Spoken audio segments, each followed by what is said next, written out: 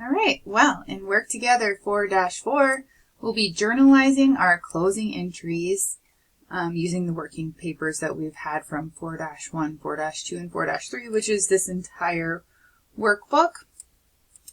So you'll just have to scroll over to the very last tab for General Journal, page 21 to begin. Okay, so the first entry that we do is closing entry for income statement accounts with credit balances. So that's going to include our income statement accounts on our adjusting trial balance. Basically start here, right, at income summary. So all of these, if they're in the credit balance column. So income summary kitchen and the balance 6194.62, right? So income summary kitchen, we can paste that down. And so on. I'm just going to look at the tab, the adjusted trial balance tab while I type these in for you. So income summary kitchen, sales kitchen, sales bath, purchases discount bath. Purchases discount kitchen will go first. Purchases, returns, and allowances.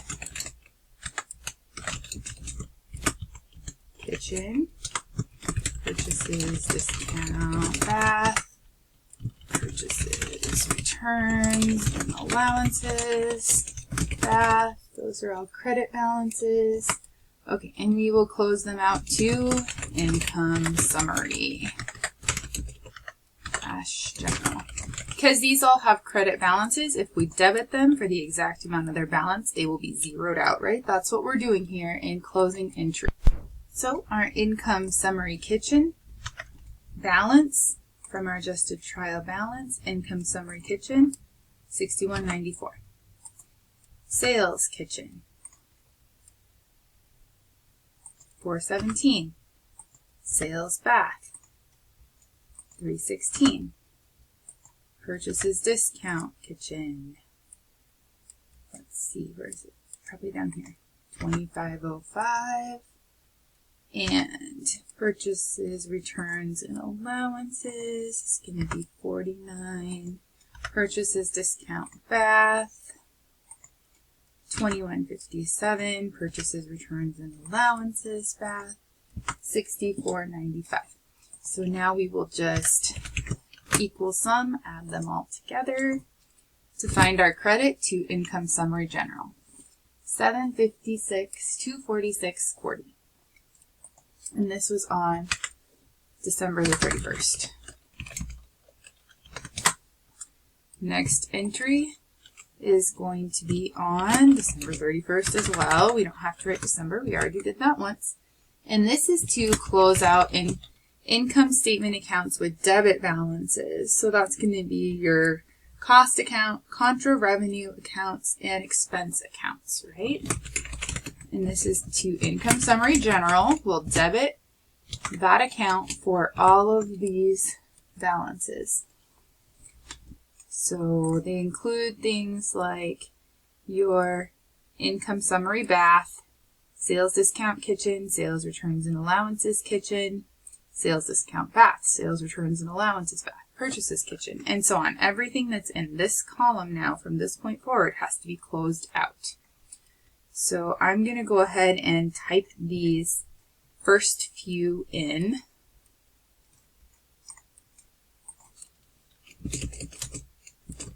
Income summary bath, sales discount bath.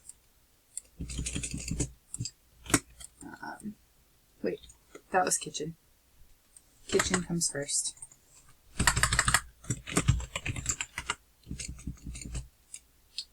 And sales returns and allowances, kitchen. Sales returns, wait, sales discount back probably. Yeah, comes next.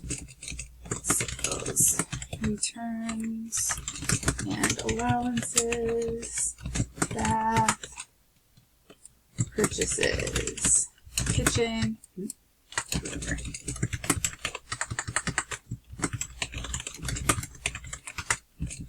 And purchases bath. Let's go ahead and do these, and then hopefully all of our expenses are in order. We can copy paste. So income summary bath is here. Sales discount kitchen. Sales returns and allowances kitchen. Sales discount bath. Sales returns and allowances bath. Purchases kitchen. Purchases bath. Okay. And then it looks like a whole slew of them are in order here. So all the way from advertising expense and all the way down to federal income tax expense. So we will just copy those, and I'm going to paste them as just values probably, and then they've all got to be indented, right? But still easier than typing every last one of them.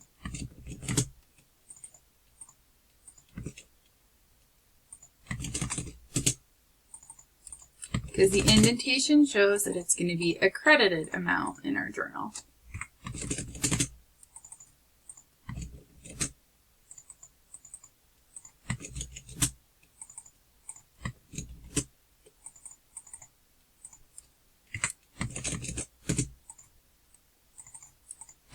Kind of tedious.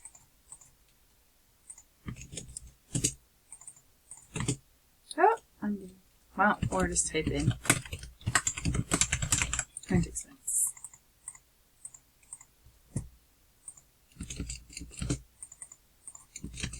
Supplies expense, uncollectible accounts, utilities, and federal income tax. We will go back over here where we copied and pasted the names and grab those values from our adjusting trial balance. Copy them, Control C, and then we're just gonna paste them. That should work.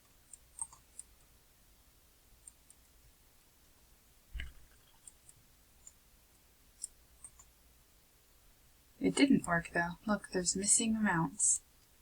So we'll try this again. Paste special values only. Okay, now it worked. There must have been some formulas that didn't come over right. That's okay. We got it now. So the debit amount for this second closing entry should be the sum of all of those amounts.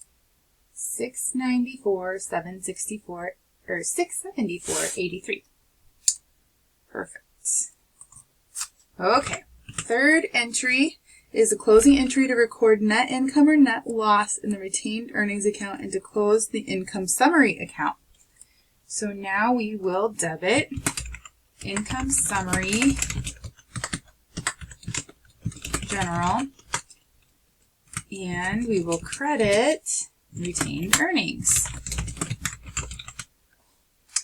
This would be backwards if it were a loss, right? But we know what our net income was. We found it, right? Just a couple of statements back on our income statement, $61,571.57. So we'll copy that and we'll paste that number here as a debit to income summary general and as a credit to retained earnings. So that should close out our retained earnings. Close our income summary to retained earnings. And then our last entry here is to close out our dividends account. So retained earnings will be our debit, and dividends will be our credit. And I believe that amount is $16,000, but we would know here in our dividends account, right, $16,000, so we'll close that out with a credit to dividends.